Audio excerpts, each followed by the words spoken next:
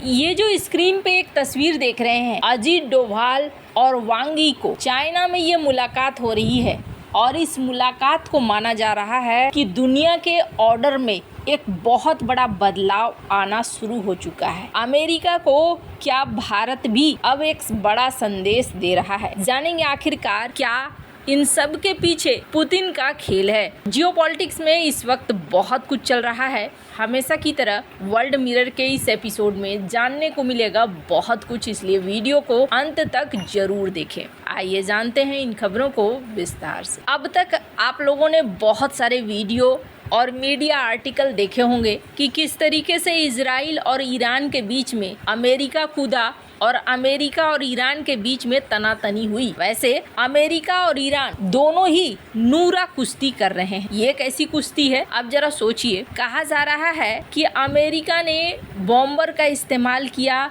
Iran के 3 base को तबाह करने के लिए, लेकिन ईरान अपने यूरेनियम को निकाल कर ले जा चुका था। अब इसमें आधिकारिक बयान तो किसी का नहीं आया, लेकिन दुनिया की मीडिया यही कह रही है। तो फिर फायदा क्या हुआ? बंकर बस्टर बम फेंके, लेकिन वो ईरान ज्यादातर चीजों को निकाल कर ले ही गया। अब बात आई कि ईरान के ऊपर अमेरिका का हमला हो गया है, तो ईरान अपनी इज्जत बचाए तो बचाए कैसे? ईरान ने कतर में बेस पर हमला कर दिया, अमेरिकी बेस पर, और खूब सारी वाहवाही भी लूट ली। लेकिन डोनाल्ड ट्रंप ने एक संदेश दे दिया और कहा कि चलो चलो अब ठीक हो गया ना, बात बराबर हो गया ना, तुम्हें सबसे पहले धन्यवाद कि तुमने हमें पहले बता दिया। अब उन्होंने पहले बता दिया तो कहा गया कि 14 मिसाइलें लॉन्च की गई, जिसमें से 13 को मार कर गिरा दिया और एक खाली जगह पे जा रही थी, इसलिए उन्होंने छोड़ दिया। अब इन्होंने कहा कि चलो जी, अब तुम लोग समझौता कर लो, शांति स्थापित कर लो, सीज फायर कर लो। 12 दिन के बाद ये सीज फायर हो गया है और अब सब कुछ ठीक है। इन्होंने एक ट्वीट भी डाल दिया लंबा चौड़ा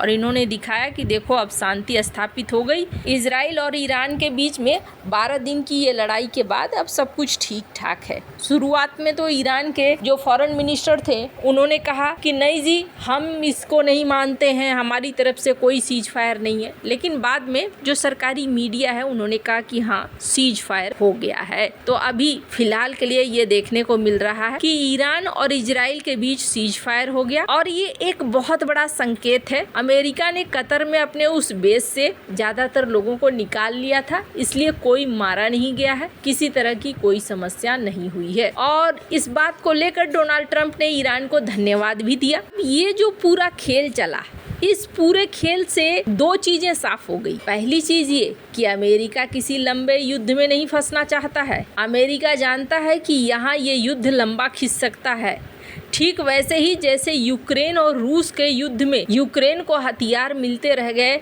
और रूस के साथ यूक्रेन का युद्ध जो मात्र 3 से 6 दिन चलने वाला था वो अब तक चल रहा है। ये सीन अमेरिका के साथ भी हो सकता था। तो यहाँ डोनाल्ड ट्रंप इस बात को समझ चुके थे और यहाँ पर इन्होंने शांति स्थापित करवा दी। लेकिन दूसरा संकट अभी भी जारी है। डोनाल्ड ट्रंप का जो रवैया है, उस रवैये के बाद उनसे उनके दुश्मन तो खफा है सो है, लेकिन दोस्त भी धीरे धीरे दूर जाते जा रहे हैं। चाहे वो यूरोपीय देश हो या फिर हिंद महासागर के ही दोस्त क्यों न हो। हमने आपको कल एक खबर दी थी जिसमें कहा था कि एक सीनेटर ने ये कहा है कि भारत, चाइना और रूस के ऊपर इकोनॉमिक बंकर बस्टर गिराया जाएगा अमेरिका की तरफ से। अब अमेरिका अगर ऐसा सोचकर चलता है तो अमेरिका के लिए मुश्किलें तो है ही। क्यों अमेरिका के लिए मुश्किलें हैं, इसका एक एग्जाम्पल देखिए।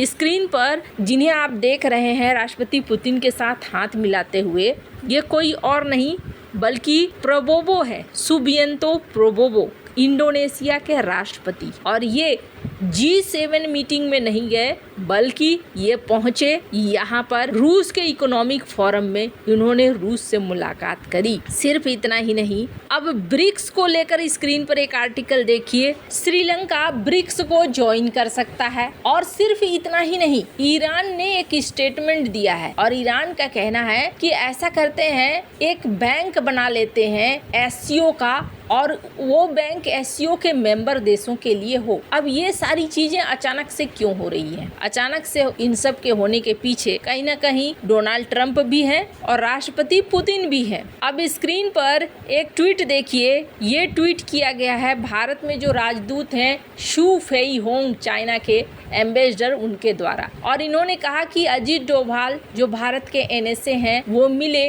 वांग यी के साथ। वांग यी के बारे में इन्होंने डिटेल में बताया, जो कि मेंबर हैं चाइनीज फॉरेन मिनिस्ट्री के और political bureau of communist party of China के। इन्होंने कहा कि वैंग ने कहा है कि भारत और चाइना का रिश्ता एक पॉजिटिव दिशा की तरफ बढ़ रहा है, जो बहुत ज़्यादा ज़रूरी है कि दोनों देशों के बीच में आपसी विश्वास हो और उस दिशा में काम किया जाए। और दोनों देश ड्रैगन और एलिफेंट एक साथ डांस करेंगे तो दोनों के लिए विन विन सिचुएशन होगा, यानी दोनों को ही फायदा होगा। चाइना और भारत जो सेंसिटिव इशू है उनको ठीक तरीके से हैंडल कर सकते हैं और उनको करना चाहिए। डोभाल ने भी इस बात को कहा कि वो चाइना के साथ रिश्तों को अच्छा करना चाह रहे हैं। मल्टीलेटरल फील्ड में, कई फील्ड में वो चाइना के रोल को सपोर्ट भी कर रहे हैं और SCO के सक्सेसफुल समिट के लिए भी सपोर्ट कर रहे हैं। और चाइना के साथ इन्होंने कहा कि हम कंट्रीब्यूशन भी कर रहे हैं। हालांकि कई सारे मीडिया हाउस में ये बातें भी कही गई कि अजीत डोभाल की तरफ से ये बातें रखी गई। स्क्रीन पर आप देख सकते हैं भारत की तरफ से भी स्टेटमेंट दिया गया और कहा गया कि इस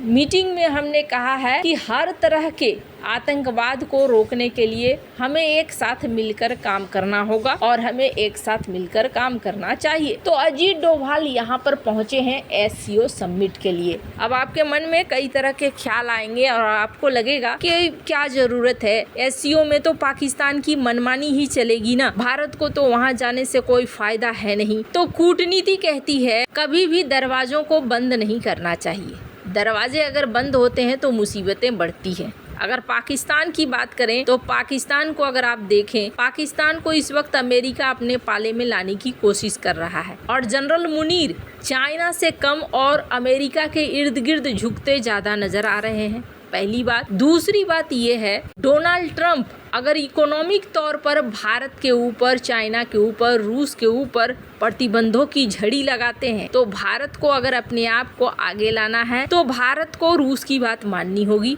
और रूस की बात क्या है, रूस ने आज से कुछ महीने पहले से ही कहना शुरू कर दिया था कि अब टाइम आ गया है एक ट्राइलेटरल मीटिंग के लिए और ट्रायोका को फिर से जिंदा करने के लिए। यानी ट्रायोका का मतलब है रूस, चाइना और भारत का एक साथ आना अब बहुत ज़्यादा जरूरी हो गया है। लेकिन हाँ, यहाँ एक किंतु और परंतु हमेशा लगा रहेगा और वो है चाइना के ऊपर आप यकीन नहीं कर सकते हैं, पर हाँ समय के अनुसार चलने में बुद्धिमानी होती है। समय जैसा हो वैसा ही चलना चाहिए, वैसा ही करना चाहिए। खुद चाइना भी ऐसा ही करता रहा है। एक समय था जब चाइना बहुत कमजोर था, तब WTO में, WHO में कहीं भी उसकी आवाज नहीं सुनी जाती थी। उसके प्रतिनिधि चुपचाप रहते थे और अपनी इकोनॉमी को मजबूत करते थे। लेकिन जिस समय चाइना के पास ताकत आ गया, इकोनॉमी अच्छी हो गई, अब सिर्फ चाइना की ही आवाज अमेरिका के साथ टकराती हुई दिखती है। खैर,